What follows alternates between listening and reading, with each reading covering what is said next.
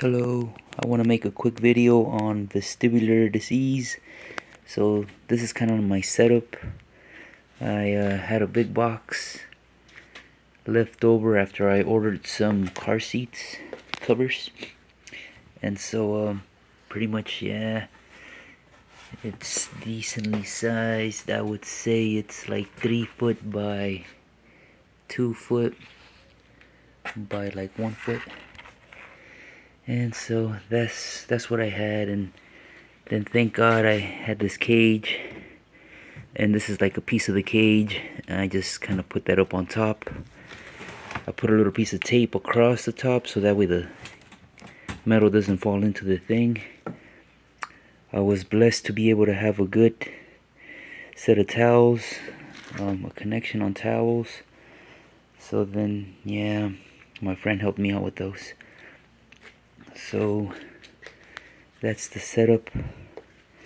I have a blanket underneath that, then a towel over another. But yeah, just in case, please don't have any bowls like that inside of the cages, because you know, as he's falling down, he could fall down on the glass or any sharp surface, and he might just get hurt even worse. So then, yeah, my kitty's been healing for the past month. It has been almost exactly a month now, and he's still not able to walk, but he is standing up on 4 legs.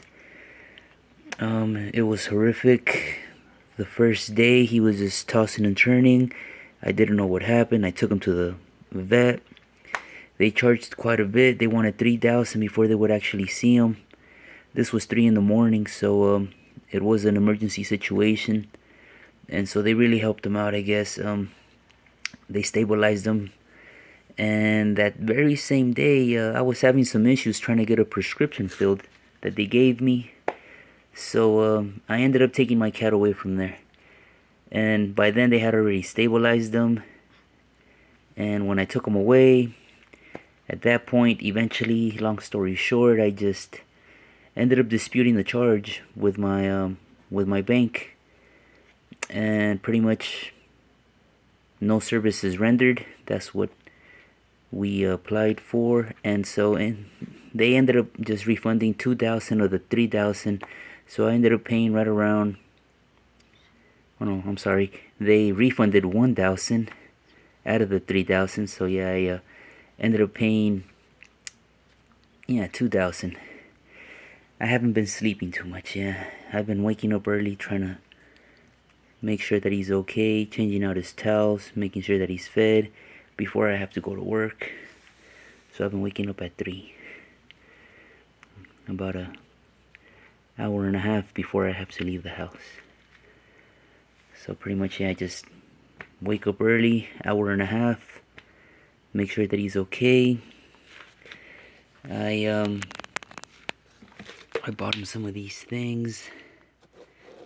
What is it?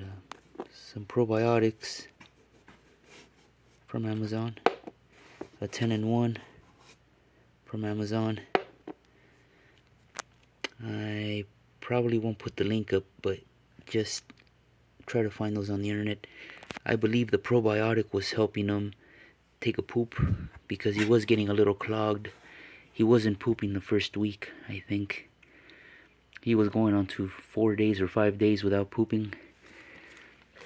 So then, yes, at that point we bought him a little bit of Miralax, and the Miralax worked, thank God.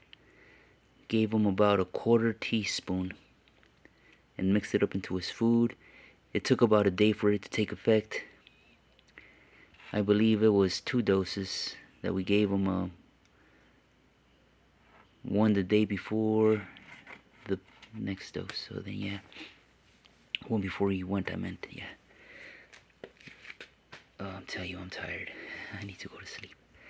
But yes, so God bless you guys. Just please take care of your kitties. Make sure that his nails are trimmed, because they will scratch you, I guess. When he was undergoing those symptoms, he was just scratching out, just without intentionally trying to get you, but he was just not knowing where he was. So please make sure those nails are cut. Luckily they did that for me over at the emergency clinic. Thank you guys. It was VECC. Although there was some issue with the prescription you guys gave me, thank you guys for stabilizing him and clipping his toenails. It did save my face a few times and a possible deformation and having the cat scratch my eye out. Luckily I have glasses and that really helped. Another major thing I want to point out is when you're picking up your cat, please be mindful of his little kitty tail. When you're picking him up, oh, I'm sorry, kitty. Make sure that his tail is over your wrist like that. Okay, make sure you're picking him up, cupping the tail, so when you have his whole body on you, you're able to move the tail and pivot it with your wrist. Okay, make sure you keep his tail safe. You don't want to have it like that, because as you're sitting down, his tail's going to be moving in all kinds of ways. He's not going to know where his tail's at, and neither are you. So you might end up just like bending his tail and it'll hurt him. I did that twice and it really sucked on separate occasions, but I was just trying to help him and move him and all this, and I kept on forgetting. But the thing is, yeah, just remind yourself to just cup his tail like this as you're picking him up, and make sure that you have his little tail out the way, so then you can move it like that as you're laying him down, as he's getting a drink and all that. Now I had a big bowl similar to this one in the kitchen, and so as I was giving him something to drink, I would bring him in like this, holding his little head up like that, kind of sort of pinching his fur a little, and then just going like that and helping him get a drink. That's how you could get him to drink water. So he's not thirsty right now. I just gave him some water and some food. But like I said, always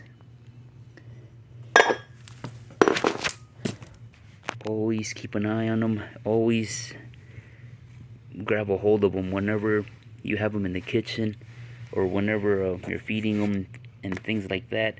Do not set them up high. He could fall. He hasn't fell on me, thank God. But yeah, just always keep an eye on him. Always keep a hand on him, pretty much whenever you're feeding him, or whenever he's around surfaces like that.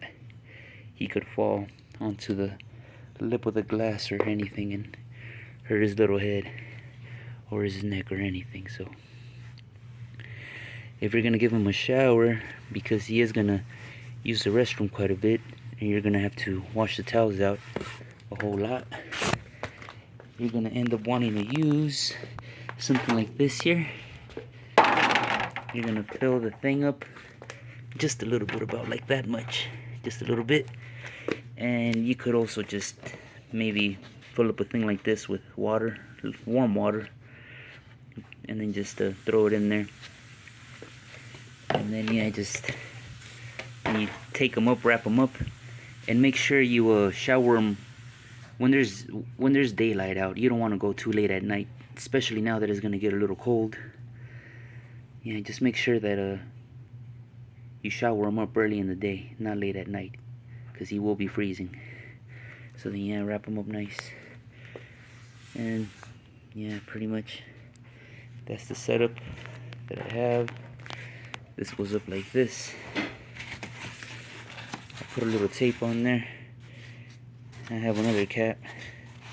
I thought that he was gonna try to jump in, so that's why I taped it, and that's why I found this.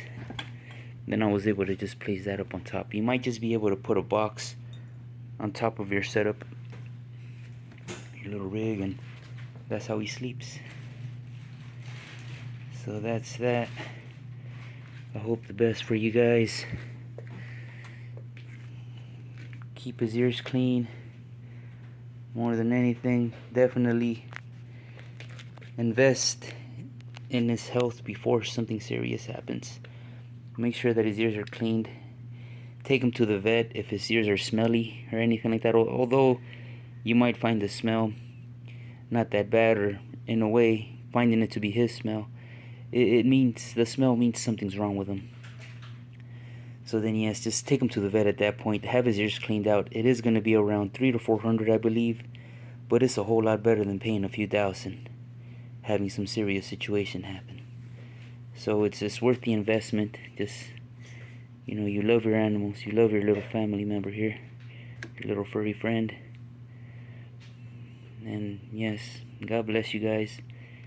Try to get him checked out if you can. Get those ears cleaned, and yeah, clip his toenails, grab him at all times, and hope the best for you guys.